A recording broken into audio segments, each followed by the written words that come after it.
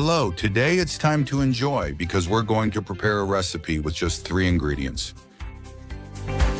We start by placing 4 large eggs size L in a large bowl.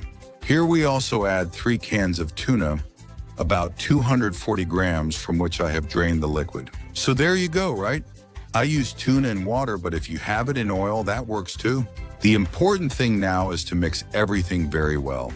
Tuna, eggs, and with the same fork. We keep mixing until we get a kind of uniform paste, which will get thicker with oats. Specifically, oat flakes, instant oats, or oatmeal flakes, whatever you want to call them. The point is to keep adding, and here's the magic trick. You keep adding little by little, always mixing without stopping.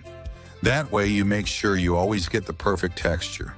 You add a bit, stir it around, and keep going until you have a dough that's manageable but still a little moist. And how do you know when it's ready? Well, it's very easy. You keep adding, and when you see that it's doughy and there's no more liquid left at the bottom, that's the right point.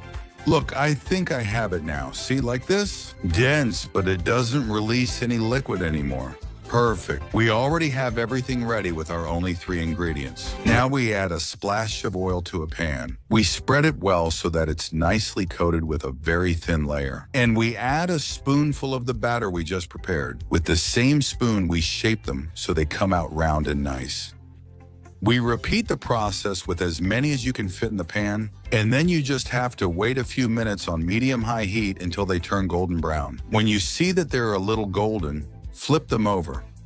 I like them just at the point of being golden, not too overcooked, so they're very moist inside and crispy on the outside. I'm going to keep flipping all of them since we've already got this going. Easy, quick, and as you can imagine, in just a few minutes, they'll also be golden on this other side. So we check that they're golden on both sides, then we move them to the plate where we'll serve them later, and the recipe is more than ready. With these amounts, we'll be able to repeat this in the pan at least 3 times. So I'm going to keep placing them, and then I'll have a big plate like this. Don't tell me you don't want some. Look, look, look, look, look, look. What an amazing look. What a tray we've prepared in just a few seconds. And as you can see, the result is immediately obvious. Colorful outside, golden and soft, perfect for dipping. Look, look, look.